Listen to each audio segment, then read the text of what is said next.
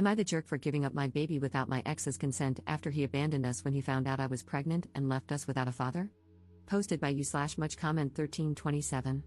I, 32F, had a baby boy when I was 16. Yes, I know how that sounds. No, we weren't careful. Judge me all you want on that front, I've dealt with that for years. Mike, 33M, was my boyfriend then, and when I found out about my pregnancy, he disappeared with help from his family. Something future college star something. My parents were always blunt, what happened next was my choice. After a lot of thinking and deciding that termination just wasn't for me, I respect that right, I'm not here to debate it, it was just not for me, I chose to give up the baby for adoption. My parents knew a super sweet couple who were looking to adopt. We met, and I just knew they were the right people. This turned from a teen mistake into almost a surrogacy. I started homeschooling to finish my education and to get some rest. The adoptive parents were with me for everything and even paid for most of the medical costs. The adoptive mother was a teacher, so she helped me with my schoolwork and prepared me for college. They were present for the birth, and I refused to hold the baby. Instead, his actual mother did. And it was just right. I've stayed in the baby's life in a distant role as a special aunt. Well, he's no longer a baby, and he knows who I am, but his mom is the same woman who raised him, and I continue to be his special aunt. The only change is that now he knows who to call if he ever needs a kidney. His sense of humor is like mine, go figure. We talk maybe once in a blue moon, which, in all honesty, is for the best. He's happy, and I don't regret giving him up so he could have a happy life. For my part, I married 6 years ago. My husband, Aaron, 44M, was divorced on good terms with Bella, 40F. They have 2 children together, a boy who is 16 and a girl who is 19. Aaron made it clear from the start that his kids' approval was important and that Bella would always be part of his life. Not as a spouse, but as a friend and the mother of his children. I also told both Bella and him about my teen pregnancy. As for the kids, my stepdaughter and I get along well. She's obviously closer to her mother, but she still does girls' days with me every so often. It's more like a friendship, though. My stepson is incredibly close to me. He calls me his other mom and always asks me to be present for important events. We bonded when his childhood dog passed away, as my cat died around the same time. As for Bella and me, we're best friends. I know people have complicated relationships with their partner's exes, but we always show respect to each other. I never tried to take her place. I know Aaron and she shared something special long before I was in the picture. That's their history. And I am a stepmom, not a mom. Her place in the kids' lives is not up for competition. The reason for this background is that the whole mess with Mike started when I took my stepson to a medical appointment. It wasn't serious, though he did have to be put under anesthesia. Aaron and Bella both couldn't get the day off. They tried, but their jobs are on call, and they can't easily take time off. So I went on my own to be my stepson's support. I didn't recognize Mike as one of the doctors. His first and last names are incredibly common, and it had been years. Not to mention, my priority was being there for my stepson, everything else was secondary. After my stepson was done, he was a bit out of it, as expected. I was setting him up in the car and making sure he was comfortable when Mike came over.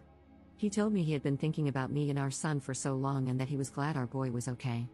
It really took me a few minutes for my brain to process what was going on, and he kept rambling about apologies and how he wasn't ready to be a father. Blah blah blah. Eventually, I just sighed and loudly said, "This is not the baby I was pregnant with." I gave him up for adoption after I gave birth. I am a stepmother. My loopy stepson chimed in with, "Other mom." I had to hold back a smirk, to be honest. Mike was stunned by that, which gave me time to catch him up on the important details. I gave up the baby, he knows what happened and why I gave him up. I married a man with 2 children, I am happy, and I don't want Mike in my life. And no, I won't give him contact information for the adoptive family.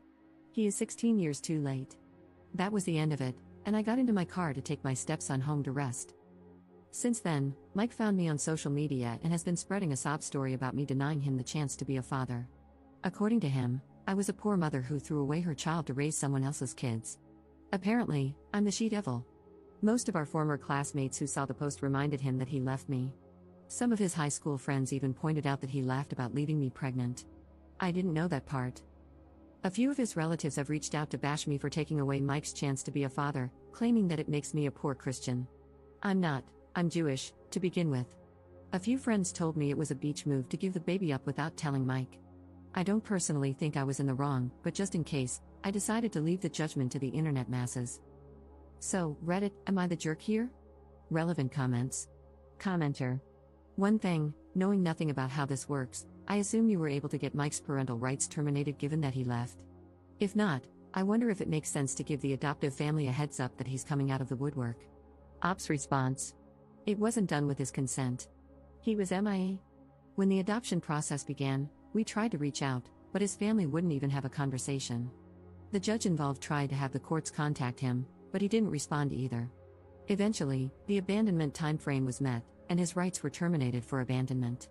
Mine were willingly terminated since I presented myself as an unfit mother. Commenter 2. Mike was one of the doctors for your stepson's surgery? Ops response.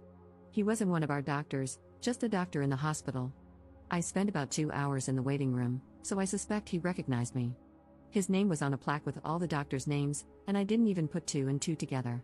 I should have, I was just stressed and not really thinking. Commenter 3.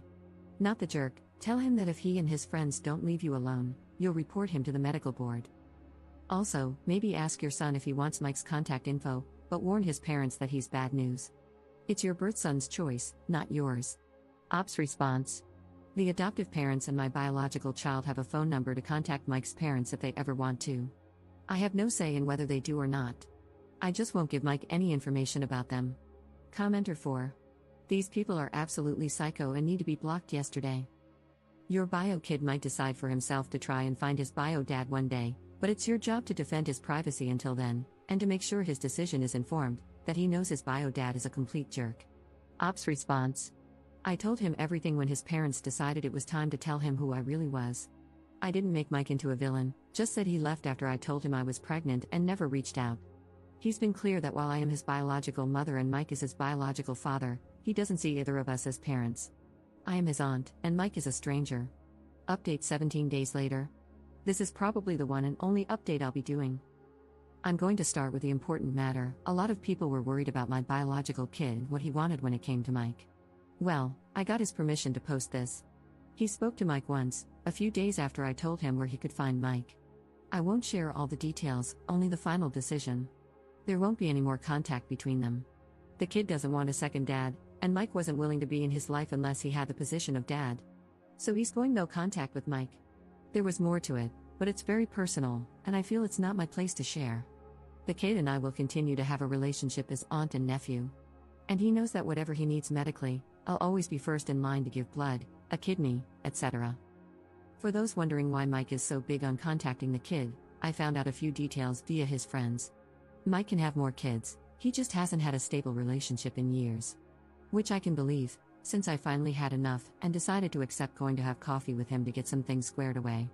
My husband came, of course, but he sat at another table to let me deal with it. I asked him to. The conversation was a dumpster fire, to be honest. Mike brought me flowers and chocolate-covered strawberries, my old favorites. He treated it all like some date. I nipped that in the bud immediately. I introduced my husband and told him we were very much in love and happy, so I don't appreciate any attempts at unwanted romance. Once we sat down, he started by telling me what I already knew, that he had failed relationships. That he felt no woman could meet his standards for a wife and mother to his children since he already saw me as that. He claimed he felt guilty for choosing college over me and our baby. He was well aware of the court dates regarding custody and that I was trying to put the baby up for adoption. When he saw me taking care of my stepson, he thought I had chickened out of giving the baby away. Seeing me be all caring with our baby boy made him think about how great it would be if the three of us could be a family, and maybe have a bigger family down the road. He had the gall to ask me if I would consider divorcing my husband and trying to fight for custody of our son. I have to admit, I laughed in his face. I was probably overly cruel, but I had years of stress, heartache, and judgmental encounters to drop on him. I told him all I saw in him was a coward who, instead of staying to make adult decisions, decided to run with the help of mommy and daddy. That any love I had for him died the day I had to push out a whole human being, and instead of knowing I had his support, there was a big empty spot where the dad was supposed to be.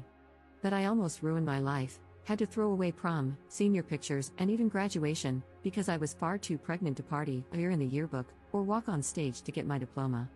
He got to party and enjoy life while I had to fight tooth and nail for an inch of respect, yet we both had unprotected intimacy. After I calmed down, I simply told him I had a happy life with a man who loves me. Great stepkids who are the greatest gift. A best friend who lets me be a stepmom to her children. A nephew whom I adore and who, despite our history as biological mother and child, Still loves me as his special aunt rather than hating me. My family is perfect because he's not part of it, and I have no intention of living in his fantasy. And I can't wait to get pregnant with my husband's child to add to that perfection. I also told him to leave our biological kid alone. He has made his choice, and it's up to him if he ever reaches out to Mike. I also let him know I would be making a formal complaint to his hospital for his harassment.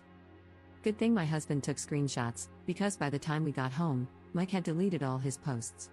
A lot of his former friends reposted screenshots making fun of him. The silver lining in all of this is that I have reconnected with my high school classmates, and to be honest, they are great people. Seems Mike is in the handful who stayed stuck in their school hype mindset.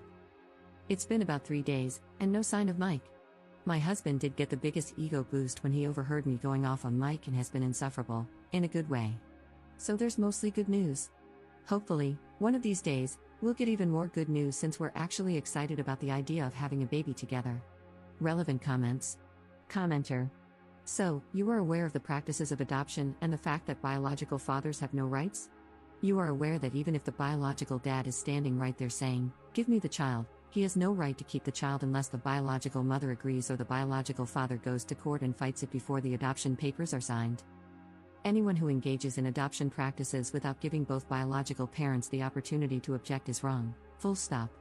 He is a jerk for different reasons, but she fully admits she put the kid up for adoption without his input. That makes her wrong. You're right, I do have a giant chip on my shoulder because adoption is human trafficking and is unethical and wrong. It is a permanent and irreversible legal procedure that the person most affected has no ability to consent to or object to. The entire adoption industry is based on lies and coercion and, statistically, is not actually better for the child.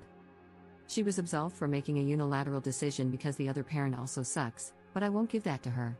2 wrongs don't make a right, and she absolutely, all day every day, was wrong for not getting his consent before giving up his child. Ops response. Tell me, oh wise one, how the hell was I supposed to get his input when he fled to another state without contacting me, the court, or even his own high school buddies? Would it have been better if I had terminated the kid? Saved myself the trouble? Should I have ditched him in a river and let wolves raise him, Jungle Book style? Or oh wait, let me guess, I should have raised him in squalor with what little I could make, with no education, no stability, and just pray that one day my sweet Mike would return to save us. Screw off, no kid deserves that crap.